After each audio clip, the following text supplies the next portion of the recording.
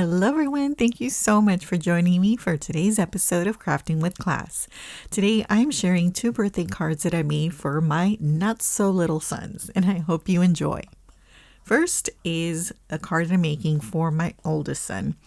And I'm using the FAWN platform pop-up dies and just the main dies, not any of the decorator pieces. And then I'm also using the platform pop-up add-on, and I'm using this as the background, which as you can see here, I have printed and cut already. So you may have seen I'm making a Harry Potter inspired pop-up. I cut out some little strips of acetate so that I can have all the pieces floating. Now, I super fast forwarded how to create the platform pop-up itself because FAWN has a very, very good step-by-step tutorial on how to put this together. So I didn't want to waste your time, going through the steps of how to do it. But I left it all in so you can see, how to do it.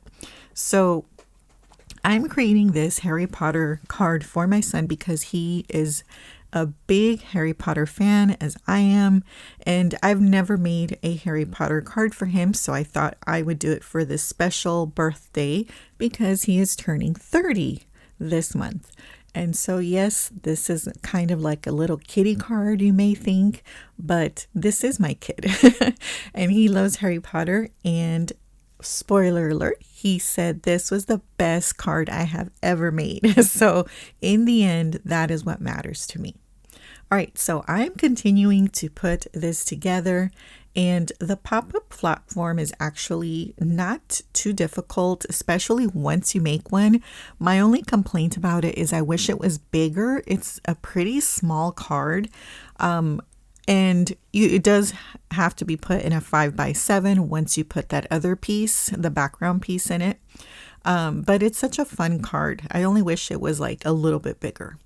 But there it is. So there it is, all complete. And so now I'm getting ready to put that background or backdrop piece that I printed and die cut. So I'm adding some adhesive tape to the back, and then I'm attaching it to the platform. So it's already giving that Harry Potter Quidditch vibe.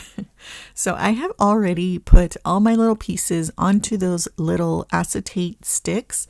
And so there you can get an idea of how it's going to look. Now it's supposed to pop down, so not pop up. So push it down, and that's how it would close. So this is what would fit in a 5x7 envelope if you're going to put this background piece, which I think definitely makes this a much cuter card. So there is the finished card. I added those little stars to the front, and then I did add his name afterwards. But like I said, he loved it, and that's what counts for me. And here's the back. I also added another panel to the back. All right, on to the second card. This is for my younger son who is 24. I used the pint-sized dynamics from My Favorite Things for his card. So I die cut them out, but I left them in the paper. And as you can see, I have labeled them just so that I know which one is which, because I am making a library of drinks.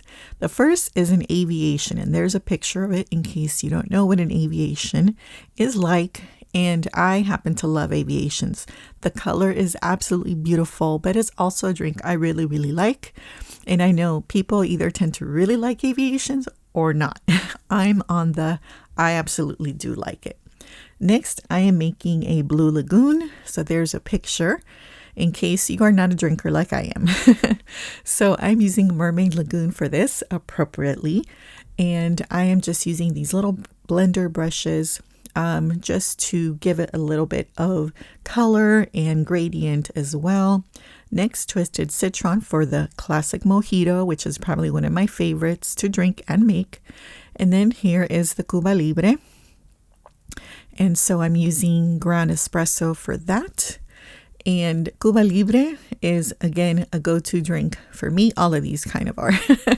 But this one is definitely great in the summer, one of those summer drinks for me. Next, I am making a strawberry margarita, and this is kind of a blended one, or at least in my mind.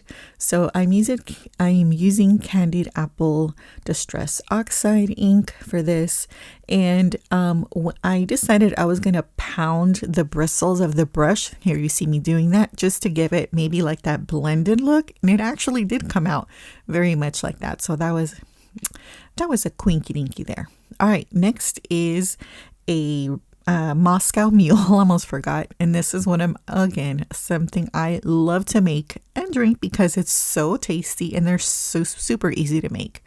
I didn't have the right cup, but it's okay. It's fine. It's just a card. All right, moving on. This is like the beer glass. I don't drink beer. I'm more of a spirits girl. But I decided as I was making this, you know what? I'm just going to change my mind and make a boozy butterbeer. Now, if you've never had a boozy butterbeer, that's what it looks like. You can get them at Universal Studios in the Harry Potter world. They're super sweet. Well, I don't know if you can get them at Universal. At least you can get the regular butterbeer, but at home we make the buzzy butterbeer. And so it's the adult version. And so I'm just adding a little bit of tea dye just to make it a little bit more rich there at the bottom. Next, I'm going to make a tequila sunrise. And again, love this drink. And so I'm using candied apple at the bottom and then wild honey for the yellow. I'm going to mix both of those in the middle so I can have that gradient, so that orange color in the middle. So I'm going to go back and forth with both of these brushes, so the red and the kind of yellow, and you'll see that orange in the middle when I punch out all these little glasses. This was so fun to make. I wish I had one of each when I was making this, but here they are. So I'm taking my water brush and making little ice cubes. So I'm dabbing the extra water, and I thought that would give it a nice detail. And so now I'm shaping this glass. So this was my Blue Lagoon, and so I wanted to make it more of the shape of the glass for a typical Blue Lagoon. And the same thing for this Cuba Libre. So I'm just making the glass shorter. I embossed the brick wall embossing folder. This is from Anna Griffin, to give some texture to this background that the drinks are going to be in front of. So my idea is to make like a shelf of drinks.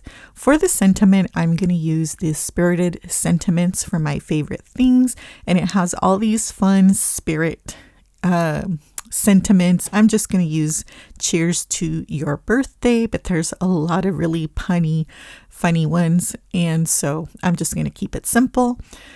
So I went ahead and heat embossed it with white embossing powder and die cut it out.